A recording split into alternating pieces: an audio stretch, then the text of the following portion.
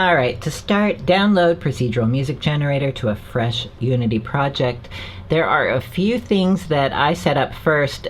PMG uses Unity's persistent data storage to write its preset config files while the game engine is running. So before I start, I'll just edit my company name under the project settings so those files won't end up in some generic no name default folder. I'm also going to up my project's audio settings. I more than double the max voices. I doubled the max virtual voices. That seems to cover my needs without too many issues. Unless you are John Cage, you will need more voices. So after that, there are two setups to run under the PMG menu. And the first one loads some text mesh assets. The second one assigns all of the audio samples to Unity addressables. When the two setups are finished, we can hit play on the generator editor scene.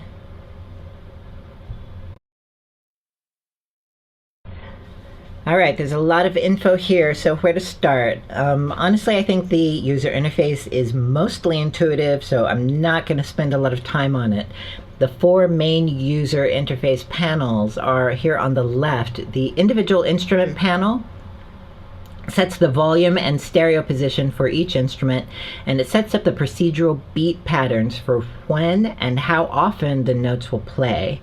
And behind this effects button are Unity's audio mixer effects, which can be set for each instrument.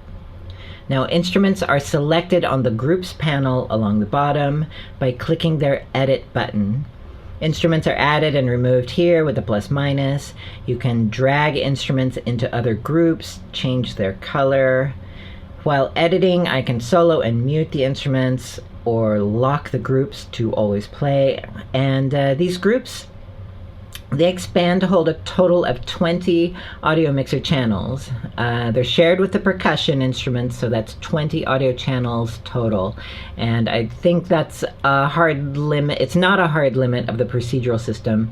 It's just a limit on this user interface scene and this particular audio mixer. So if you need more instruments, you'll just have to set up a new scene. Now, the percussion samples don't use notes, so they don't appear in the piano roll. Instead, they use these edge lights at the bottom of the keyboard. And by the way, the keyboard is a working keyboard. You can play the notes on it and you can hear how the instruments will sound.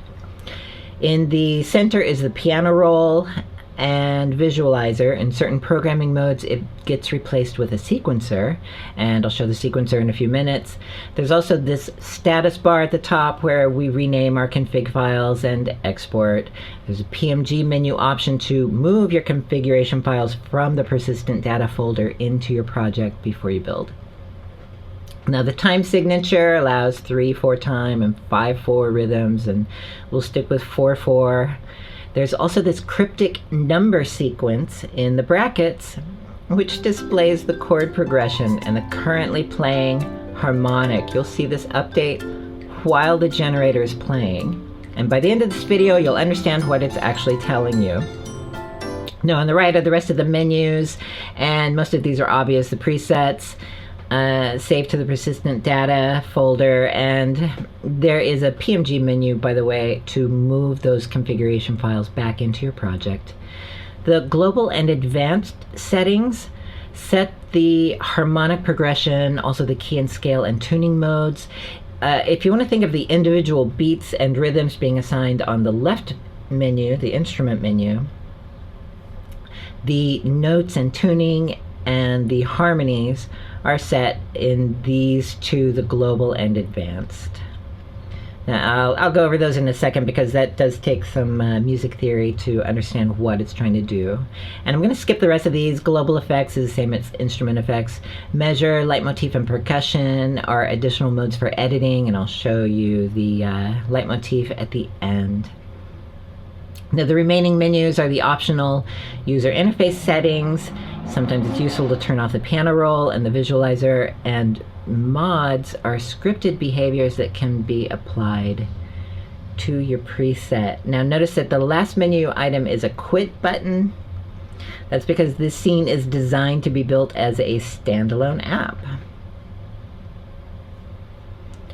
All right, that's a tour. Let's get started with our first preset. I'm going to go to presets. I'm going to select new, and that's going to load a blank generator. Okay, down in the groups, I'm going to add one instrument to the first group with the plus button and hit PMG's play button. Now it's always a plucked cello. It's always the same instrument, and it's always in rhythm succession. So I've turned off the falling piano roll because there's a delay between changing a setting and then actually hearing it, so this will make it a little easier. You can still see the notes. Now the first thing I want to point out is over here, basically everything right now is going to be in the instrument panel. There are 3 different beat succession generators: rhythm, melody, and lead, and these are your primary procedural systems per instrument. So let's start with the first one, rhythm. That's the default. The rhythm plays every beat every time as long as the group is active, and the beats are set using this time step slider. All the way to the right up to 16th notes, to the left are whole notes, and all the way to the left are the manual beats, and you get 1 full measure of 16th note beats to program. I'm going to set it to quarter notes. I'm also going to just adjust the tempo over here in the global settings. I know I'd stay in the instruments, bear with me. Now the first thing I want to point out are these chord notes. Now set low, like all the way to 0, you don't get any chords, you get just singular notes. But set fairly low, you get a mix of single and dual notes. And set high, we get a mix of 2 and 3 note chords. Set right at 50%, that's the default, we get a mix of single, dual, and 3 notes. Set the strum length to anything above 0, I'm going to use 0.02. Now, if the strum length is engaged, anything more than 0, this chord note slider stops working, and we hear the chord notes play in ascending order. The number of notes is no longer random. They're set by the number of num strum notes, and you get between 2 and 5 of these.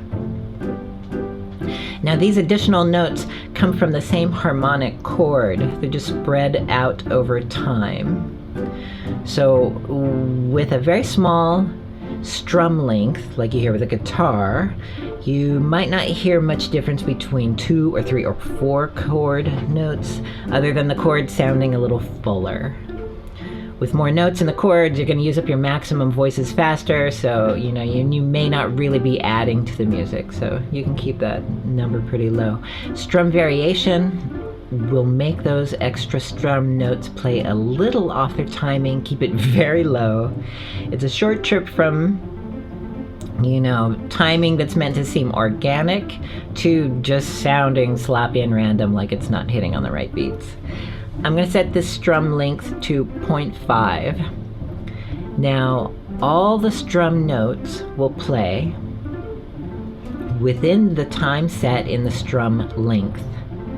And the strum reverse, that bool, plays the same chord notes but sliding down the scale. Arpeggio plays the strum notes in a random order, and it has its own little repeater down here to remember that arpeggio pattern. And by the way, arpeggio will override the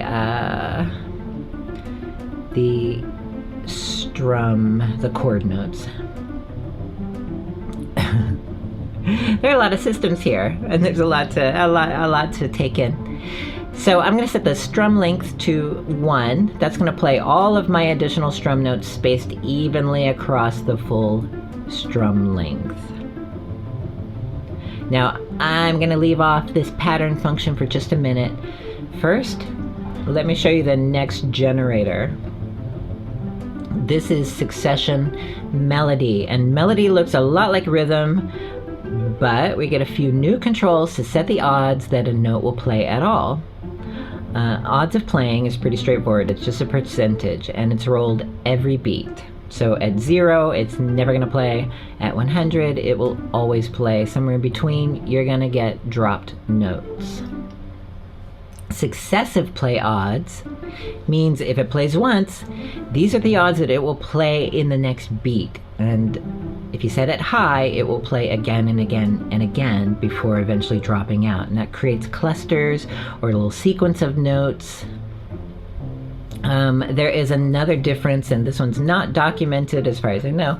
Under melody, chord notes starts working again, even when the strum length is engaged, but it works in a new way. It's now the percentage, whether you get a single note or the num strum notes number as your chord.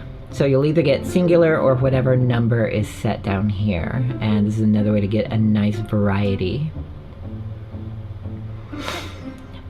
Strum length and the other settings work the same as rhythm. Keep melodic rhythm is a minimum threshold that forces the notes to always play on this lower time step. So this helps to preserve the rhythm when the odds are set really low. You'll always get that strike on the first beat.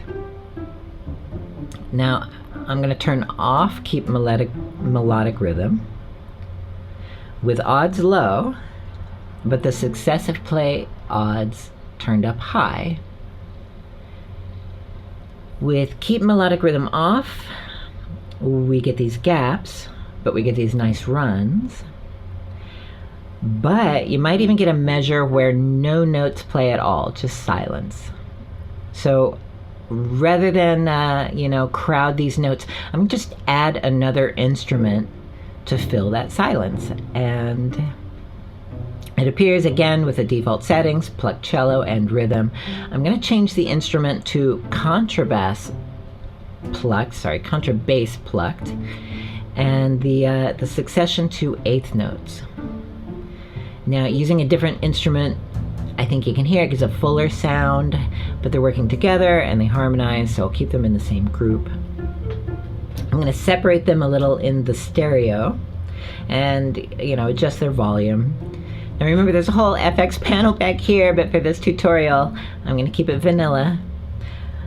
Alright, now let's go look at that pattern section. So far the notes we hear, they all sound harmonious, but they're random. I know I'm talking over it.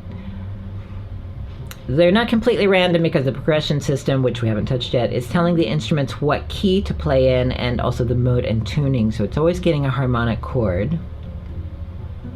The note succession interface is deciding when the notes play, in other words, the rhythm and the beats, while the global system is going to decide which notes are played, the actual tune and harmonies. Now, both have pattern functions to repeat a sequence of notes, but our succession interface is for the individual instruments, and the repeat type under the global settings are for groups and measures. So just in case you've played around with these settings over here on the right, I want you to set the repeat type to none and this dynamic style to linear. This is going to make it easier to hear what's going on when we set the patterns. This should be the default, but just in case you've played around before starting this tutorial. Alright, let's go back to our instrument panel. On the melody plucked cello, that was the first one we loaded. And I'm going to turn on the pattern. I'm just going to make sure it's quarter note. My first pattern is going to be 8, 0, and 4. Now this instrument remembers an 8-beat sequence, and it plays it 4 times in a row. And then it picks another 8-beat sequence. The pattern break makes the last repetition play a few different beats. So with that set to 4, it's going to repeat 3 times, and the 4th time it's going to play the first 4 beats and then do something else. So extending that to make the final repeat more or less like the others. So I'm going to set it to its maximum, which is 7. And it rolls a new pattern, starts again, And that fourth repetition is just playing its own thing, something completely different. Let's add another instrument and change it to viola short. Now this higher note, it sounds a lot louder, so I'll cut the volume. And let's build another pattern on this instrument. Now we could set the same pattern, and they will play in sync as long as the group is playing. But we can also contrast that first pattern with a shorter repetition length, like 4, and shorter beat sequences. Now notice this sequence is repeating sooner, so 2 sets will play in the same time as the other. And you can create polyrhythms made with triplets and 2/4, you know, whatever you want to do down here, but obviously these will move in and out of sync depending on how the math works out. I'm just going to restart the generator up here with the play button to resync this pattern. Now I'm just going to let it play until you can hear the loops.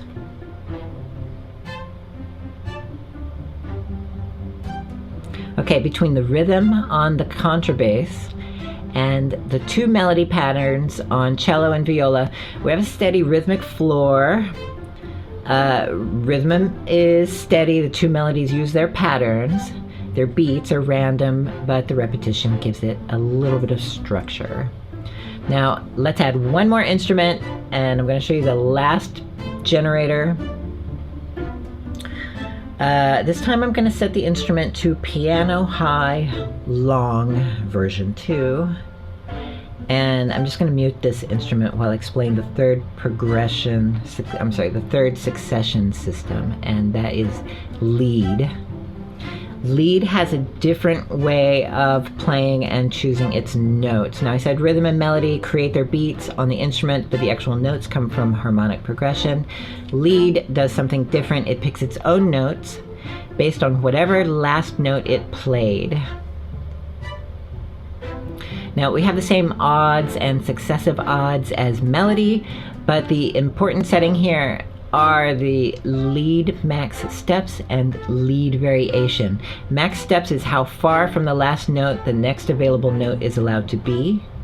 Low settings will force very nearby notes. Higher settings give a bigger range to choose from, so you may not actually be able to hear that it's doing the lead pattern. You can kind of hide it.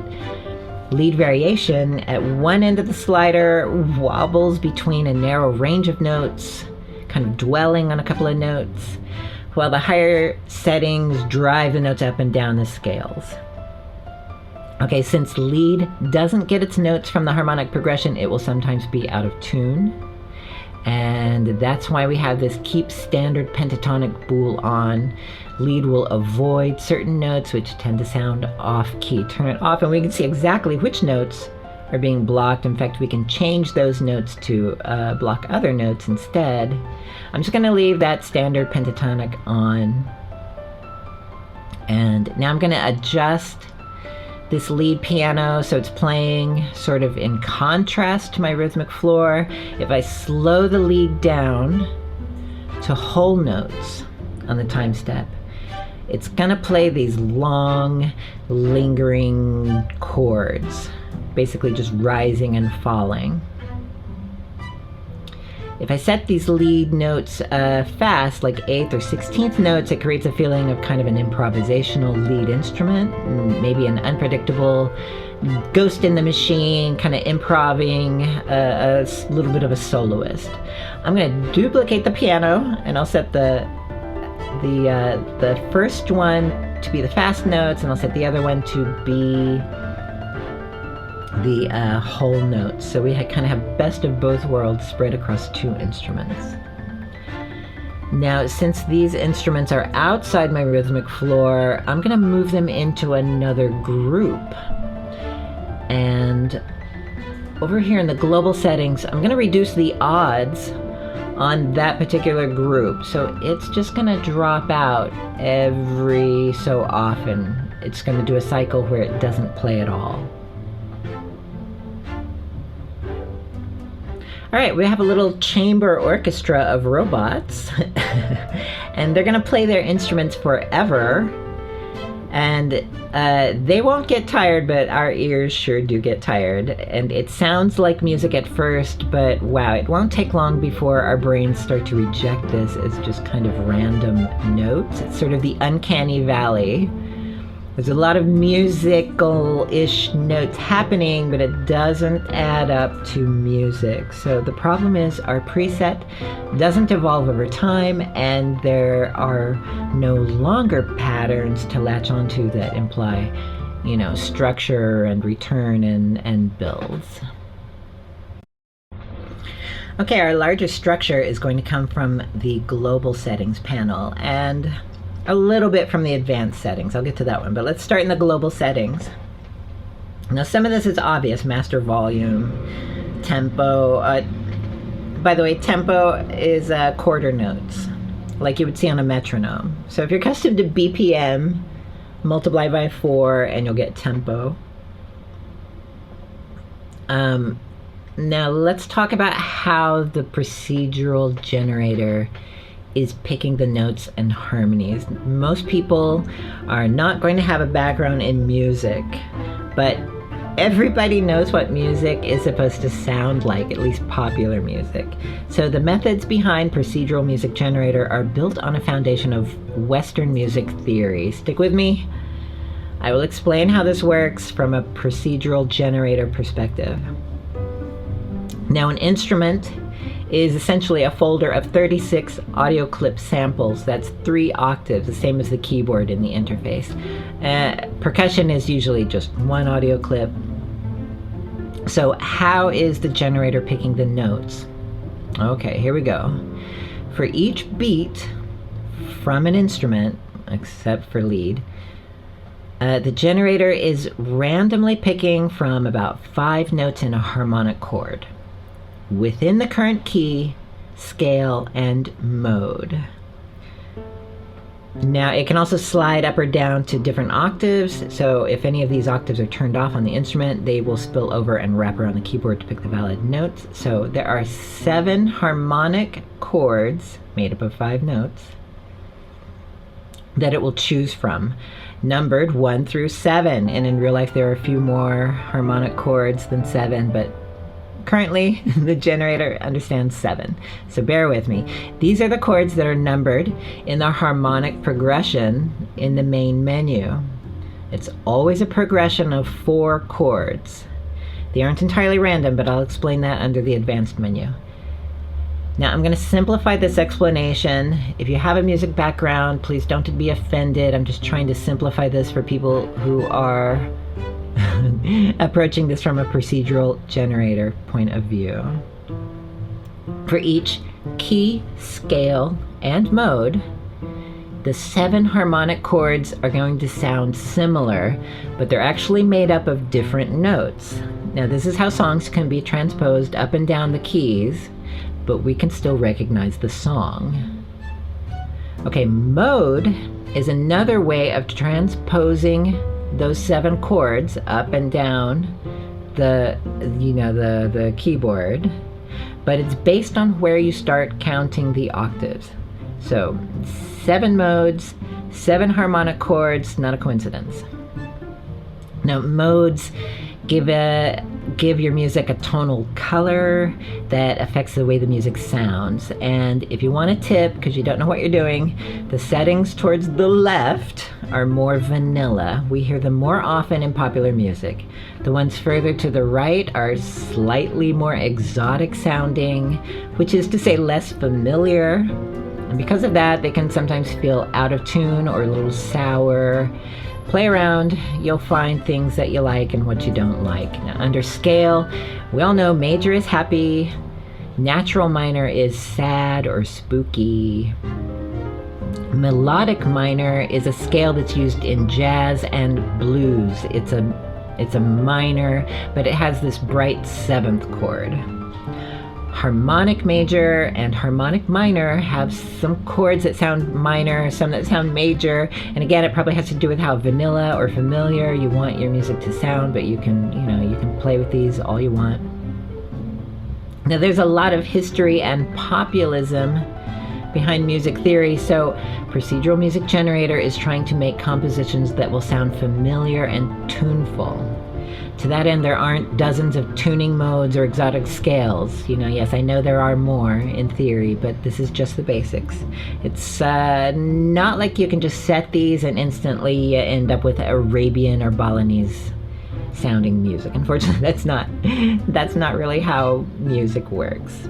But the more exotic the tunings, the more specific rules would be needed to make the generator sound like those specific tunings and play correctly. So you just don't expect it to happen. These are the settings that we get. Play within here. Doesn't mean you can't get experimental. I try to push the generator for weird organic results, but musically it's gonna fall apart into random tuneless hot garbage.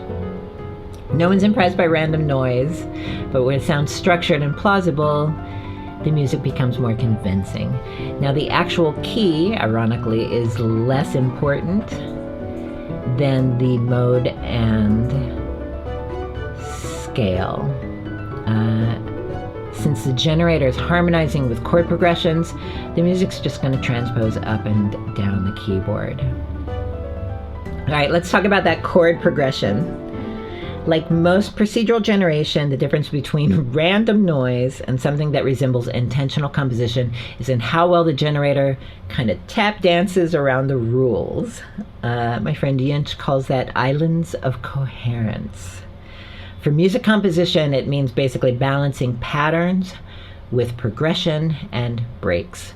It's probably endorphin-based. We get a little happy bubble when we can predict the structure of the music. But the real trick is basically that the music makes a change when we expect it to change, and it doesn't randomly do anything weird midstream where it would break credibility. That said, here come the most important composition settings for your configuration. Progression rate sets the cycle length in quarter notes, tempo, how often the generator rolls a new sequence of harmonic chords, okay? 4 will re-roll basically every measure, every 4 beats. 16 will cycle every 4 measures. That's a longer structure. Progression change slows that down. 100 will re-roll the harmonics every time. 0 will keep playing the same chords. Setting it somewhere in the middle will be somewhere in between. It will be a slower progression change. Key change sets the odds the key will transpose each cycle. So 0 is going to keep the same key. 100 will change the key each progression cycle. You probably don't want it to change that often, depends on how playful you want the arrangement to be. So remember, a good key change is going to recharge the music with a fresh ear because we hear those same harmonic chords, but they're made with all new notes. So that's a way to refresh the music around the time it starts to get stale. All right, just like the patterns under instrument, global settings has its own repeater, but this just repeats everything that's just played, all of the instruments. So under repeat type are none, theme, and repeat, and there's also the Leitmotif, but I'll skip that for now. Repeat length will replay the last 1 to 4 progression cycles. So basically you're multiplying against the progression rate to make an even longer structure. Longer progressions and short repeats, shorter progressions and longer repeats, and also how you adjust your tempo. All of this is going to affect these kind of when the pattern recurs, and it's going to give your music structure. None, if we set the repeater to none, that's obviously no repetition. Repeat is a guaranteed repetition every time. Theme is somewhere in between, and again we have like these repeat odds. But before repeating, assuming you get the repeat odds to fire, it's going to roll again with new theme odds, and that's going to knock it out of the repetition. So it's a way to make the repetition less predictable. The last section down here are the group odds, And that brings our groupings into the mix. 100 always plays the group. Lower settings play less frequency. 0 never plays. The group change odds, again, they slow that down. So the currently active groups can linger through another cycle. This dynamic style down at the bottom, this allows groups to enter and leave randomly, if it's set to random. And that's going to look just like how they're set in the odds. The groups have an equal chance of playing for any cycle based on their odds. But when it's set to linear, the groups will accumulate, adding one in each in order. So it'll move up from group 1, group 2, group 3, and then it will remove the groups in reverse order. So it's like building up to a big crescendo of all the groups and then ramping back down just to group 1. Got it? All right, let's go to advanced settings. Just a couple more settings that affect our configuration, and this one takes a little explanation. Now, for each cycle, Procedural Music Generator chooses a new harmonic progression of 4 chords. So this is Western music theory. I'm just going to call it music theory, but it's really Western music theory. And those rules say that certain chords sound better coming first in the progression, certain chords build anticipation, so they go in the middle, and then certain chords sound best coming last, like it's building up to a climax and release. So it's going to do this every progression cycle. Now, for the sake of convenience, the 7 chords are arranged together so we can see which are normally tonic. Those are the nice chords that always start the progression in the first position. Subdominant play in the second and third position, leading up to the dominant as the climax or the fourth position. With settings at 100%, it's always going to pick this way. So you don't need to understand music theory, just that the generator defaults to picking chord progressions by these rules. If your chord progressions feel too safe, too predictable, too repetitive, maybe pull these settings down off 100% and some random chords will sneak in. That will also change your structure sound. Now you can also exclude specific chords here if the notes just don't sound right. There's also this tritone substitution. Yeah, when it plays, you'll see the 5 and 7 chords. They'll play with a little minus sign up here in the status bar. Yeah, there are algorithmic rules to it. I don't understand them. Again, this is based on music theory. It adds some variety, and I think it only works under certain keys, scales, and modes. Yeah, try it if you want. Your mileage will vary.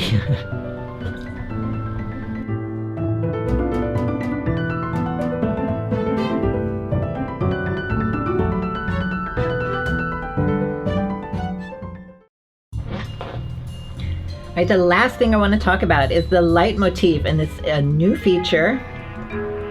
It overrides all the other settings while it's enabled. It uses the sequencer to program specific notes on specific beats per instrument.